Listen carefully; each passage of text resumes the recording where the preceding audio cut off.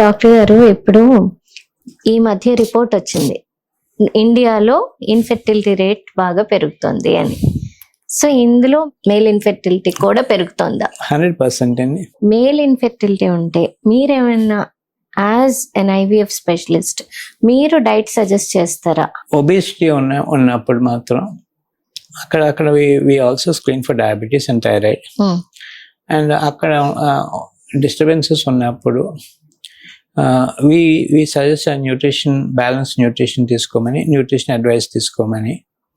And diabetic ఉంటే anyhow dietician nutrition చెప్తారు. Doctor గారు, మేల్ ఇన్ఫెర్టిలిటీకి other than English allopathy medicine herbal therapies ఏమైనా ఉన్నాయా? మోడర్న్ ఇండియన్ సొసైటీ ఏంటంటే some allopathy opinion makers, not all, they look back on alternative medicines with skepticism. Ayurvedic kani, allopathy kani, they look back with skepticism, homeopathy kani.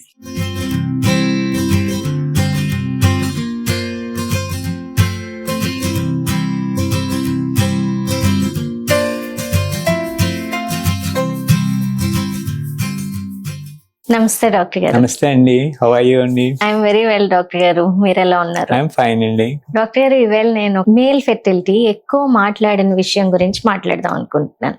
తప్పకుండా అండి. Nutrition అనేసరికి, fertility అనేసరికి అమ్మాయిల వైపే అందరి మైండ్ వెళ్ళిపోతుంది. కానీ అబ్బాయిలకి కూడా ఫెర్టిలిటీ కోసం న్యూట్రిషన్ అనేది ఇంపార్టెంట్ అన్నది ఎవరు మాట్లాడరు. ఎంతవరకు ఇంపార్టెంట్, మీరేం చెప్తారు? ది ఫస్ట్ హెల్త్ అది couple is very important.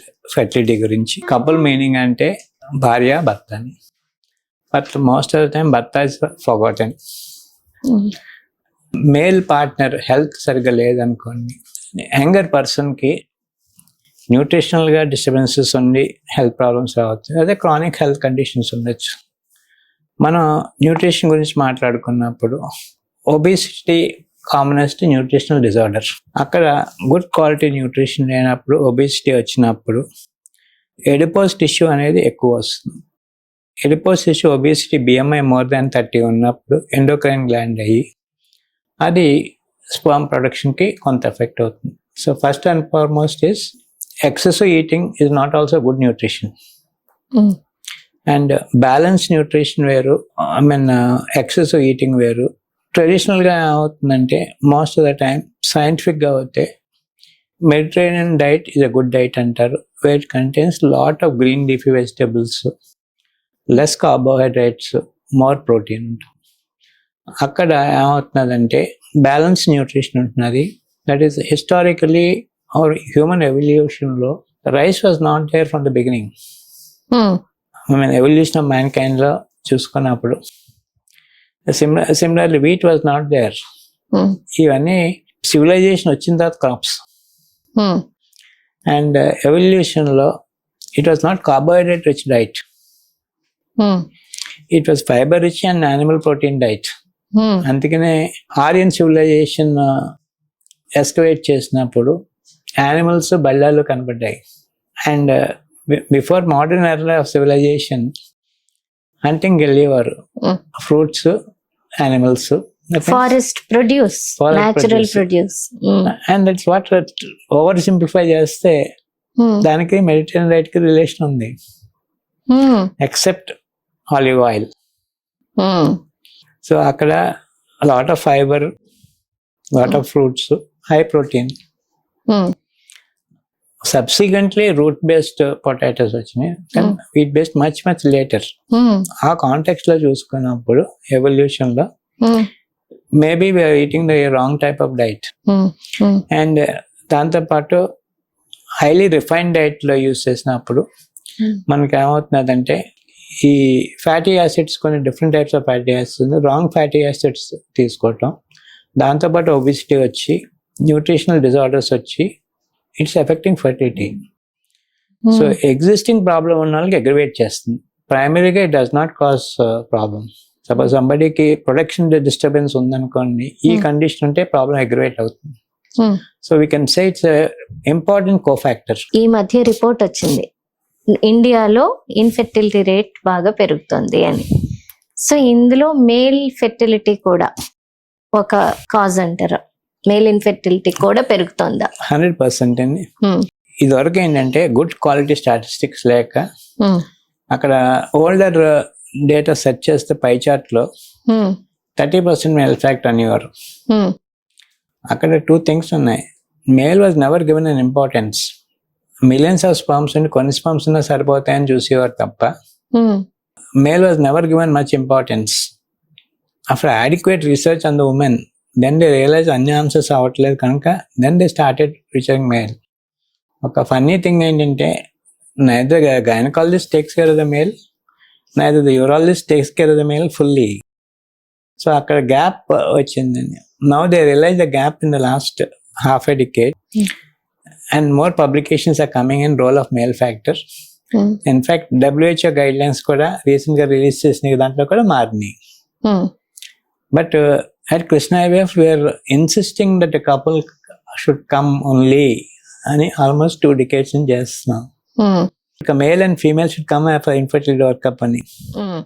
That means we are giving equal emphasis for both right from the beginning. And physical examination of the man we are started doing it from 2002. లేకపోతే ఏమవుతుందండి, most of the time man ఎవరు ముట్టుకోరు, only semen analysis చేస్తారు. Abnormal గా ఉంటే పంపిస్తారు తప్ప entirely report మీద డిపెండ్ అవుతున్నారు. ఉమెన్ లో ఎగ్జామినేషన్ చేస్తున్నారు, దెన్ రిపోర్ట్స్ అడుగుతున్నారు. సపోజ్ మీరు క్రూడ్ ఎగ్జాంపుల్ చెప్తున్నాను, మిమ్మల్ని ముట్టుకోకుండా ఇన్వెస్టిగేషన్ రాసి ఆ రిపోర్ట్ చూస్తే you're depending on information, not the actual point of source of information. ఆ ఇన్ఫర్మేషన్ లో మెనీ వేరియబుల్స్ ఉంటాయి. ఆ హెల్త్ స్టేటస్ లోని, ఆ ప్రాసెస్ చేసిన పర్సన్ లోని, దెన్ వేరియబుల్స్ లో దాని మీద డిపెండ్ అయ్యి for many centuries, many decades, male factors. Now the emphasis is coming on examination of the male, obesity in male, diabetes in male, medication in male, thyroid in male. So ఇవన్నీ ఏంటంటే కొత్తగా అనిపిస్తున్నాయి, but they are existing for many decades. Only thing emphasis ఇవ్వలేదు. And Indian సొసైటీలో male టాబు, male infertility అంటే అదొక టాబు.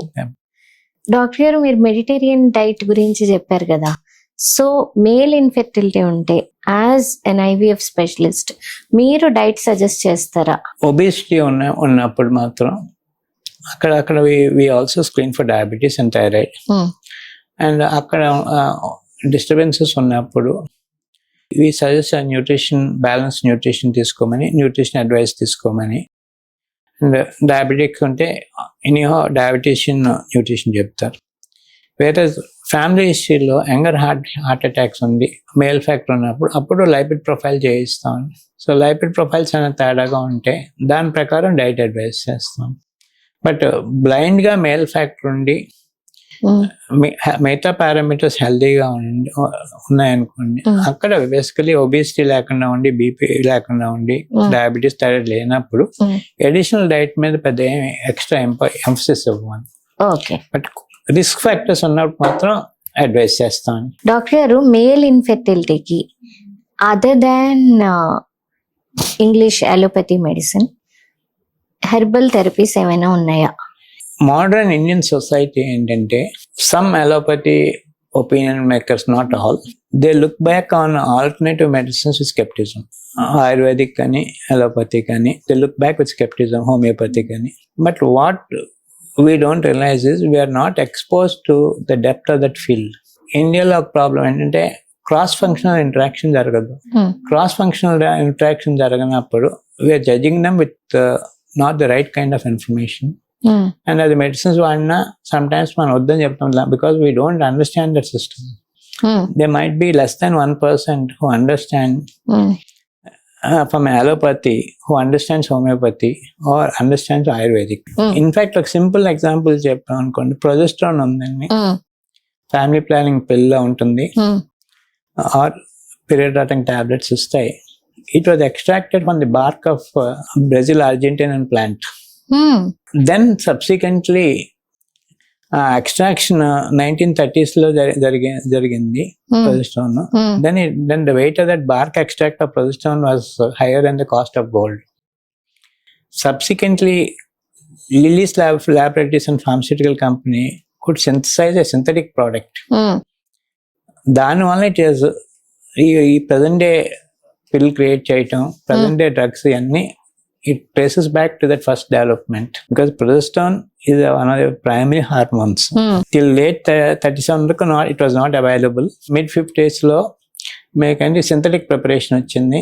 అంచేతే when you look at family planning pill, you find it only from mid 50s to 60s. In mid 50s to 60 వరకు you did not have a family planning pill, because అప్పుడు synthetic గా progesterone produce చేయగలిగారు Lilly's Laboratories.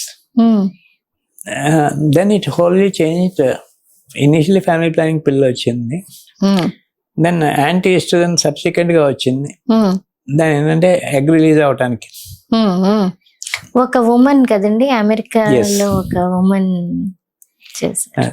So that completely research has change the life of modern women, where it gave control on the reproduction and control on the quality of the cycle and abortion ki kadandi. And abortion lo, medical abortion lo anti-progesterone drugs ఇప్పుడు వచ్చినాయి. అందరికి ఇదివరకు DNC ఒకటే ఉండేది. Anti-progesterone drug ఉంటే pregnancy stop అయ్యి medical abortion are medical పిల్ వచ్చింది. సో ఇవన్నీ రూట్ చేసుకుంటే సౌత్ అమెరికన్ బార్క్ నుంచి ఎక్స్ట్రాక్ట్ చేసిన ప్రొజెస్టరాన్ కి scientific development that's origin. So herbal drugs కానీ Ayurvedic most of the time are extracts of roots or shrubs or tree bark. But we look at it with skepticism, because we don't understand that system కనుక we look at it skepticism. Doctor గారు, నేను ఒక ayurvedic doctor. ఎప్పుడు నా ayurvedic treatment ద్వారా చాలా కాలంగా పిల్లలు పుట్టలేని వాళ్ళకి నేను ట్రీట్మెంట్ ఇచ్చి పిల్లల్ని దే గాట్ కన్సీవ్డ్ అని అలా చెప్పుకునే ఒక ఆయుర్వేదిక్ డాక్టర్ పోస్ట్స్ నేను చూసాను. సో అది సాధ్యమేనా? అంటే ఏమవుతుందంటే ఇన్ఫర్టిలిటీ మల్టీఫాక్టోరియల్. సపోజ్ ఒబేసిటీ ఉందనుకోండి ఉమెన్, అక్కడ వాళ్ళ వెయిట్ తగ్గినప్పుడు ఓవులేషన్ రెజ్యూమ్ అవుతుంది. Some of the Ayurvedic preparations can reduce weight. Similarly, man lo it antioxidant effect, కొంత యాంటీ ఇన్ఫ్లమేటరీ అశ్వగంధ. సో ఆ ఎఫెక్ట్ ఉండి గ్రాస్ ప్రాబ్లం కాకుండా సటిల్ ప్రాబ్లం ఉండి పార్ట్నర్ కంప్లీట్లీ హెల్తీగా ఉన్నప్పుడు, that means partner highly fertile గా ఉండి మ్యాన్ సబ్ ఫర్టైల్ గా ఉన్నప్పుడు ఈ ప్రిపరేషన్స్ యూజ్ చేసినప్పుడు ఆ బ్యాలెన్స్ టిల్ట్ అయ్యి ప్రెగ్నెన్సీస్ వస్తున్నాయి. అంటే సైంటిఫిక్ ఎవిడెన్స్ ఉన్న హెర్బల్ థెరపీస్ ఏమైనా ఉన్నాయా డాక్టర్ గారు? అంటే 4-5 ఉన్నాయండి. ఒకటి మనం మాట్లాడుకుంది ఒకటి, రెండోది జిన్సింగ్ ఒకటి. బట్ జిన్సింగ్ లో ఒక కాషన్ ఏంటంటే there are 3-4 varieties ఉన్నాయి. Asian ginseng, which predominantly Korean or Japanese Chinese. Then the American ఉంది, Siberian ఉంది. But scientific data which has relevance to fertility is only the Asian thing. అన్ని ginseng పనిచేస్తాయి అనుకుంటే that అపోహ. Okay, అసలు ginseng లో ఎన్ని వెరైటీస్ ఉన్నాయని కూడా తెలియదు డాక్టర్ గారు. సో దానివల్ల ఏమవుతుందంటే జిన్సింగ్ ఒకటే అన్ని హెల్ప్ చేస్తాయి అనుకుంటారు. So all 3 are different roles ఉన్నాయి. Okay, and all 3 have different nutritional roles. So lay press లో ఓన్లీ జిన్సింగ్ అని రాస్తారు తప్ప ఈ 3 రాయరండి. నాకు కూడా తెలియదు డాక్టర్ గారు, ఇప్పుడు మీరు చెప్పినంత వరకు 3 రకాల జిన్సింగ్స్ అని. అంటే రీజనల్ వేరియేషన్స్, అందులో ఒకటే ఏషియన్ జిన్సింగ్ ఒకటికే ఆ పొటెన్షియల్. ఓకే డాక్టర్ గారు, ఫిజికల్ ఎక్సర్సైజ్ కి, ఇప్పుడు ఫుడ్ గురించి మాట్లాడుకున్నాం కదా, ఫిజికల్ ఎక్సర్సైజ్ కి మేల్ ఫెర్టిలిటీకి డిపెండెన్సీ ఉందా? అంటే ఒబేసిటీ రిలేటెడ్ పర్సన్ కి ఫిజికల్ ఎక్సర్సైజ్ చేస్తే వెయిట్ లాస్ వస్తుంది. So body mass index more than 30 ఉండి వాళ్ళు ఫిజికల్ ఎక్సర్సైజ్కి వెళ్ళి బార్డర్ లైన్ మేల్ ఫ్యాక్టర్ ఉన్నప్పుడు ఫిజికల్ ఎక్సర్సైజ్ వలన హెల్త్ ఇంప్రూవ్ అయ్యి ఫ్యాట్ రీడిస్ట్రిబ్యూషన్ వచ్చి దెన్ లైపిడ్ ప్రొఫైల్ మారి బార్డర్ లైన్ డయాబెటీస్ అనేది ఇంప్రూవ్ అయ్యి దెన్ కొంత టెస్టోస్టెరాన్ చేంజ్ వచ్చి then it helps in them. అక్కడ మేము స్పెసిఫికలీ సేయింగ్ ఉమెన్ హైలీ ఫర్టైల్గా ఉండి మెన్ సబ్ ఫర్టైల్గా ఉండి ఒబేసిటీ ఉన్నప్పుడు ఎక్సర్సైజ్ చేస్తే, నార్మల్ పర్సన్కి ఎక్సర్సైజ్ చేస్తే ఇట్స్ అంటే current World Health Organization recommendations కానీ సిడిసి రికమెండేషన్స్ కానీ what is normal healthy exercises at least 140 to 160 minutes per week is normal exercise. I don't think all of us are doing that. Yes. What is normal we are not doing any. So అక్కడ మనం అనుకుంటున్నామంటే which is supposed to do, because as a human being evolution లో we are supposed to walk. 4 leg means 2 leg కలిసి we are supposed to walk and run. That function has stopped with modern evolution. And most of the time we are sitting in jobs. Yes. Or even while we are traveling we are sitting in a car. So exercise and activity అనేది అందుకనే lot of apps వచ్చినాయి. 10,000 app steps functionally ఏంటంటే move అవ్వమని, then activity create చేయమని, energy expenditure, muscle function, flexibility, overall health improve అవుతుందని. So 10,000 steps అనేది చెప్పుకోవడానికి అట్రాక్టివ్గా ఉంటుంది, but core function we stop moving.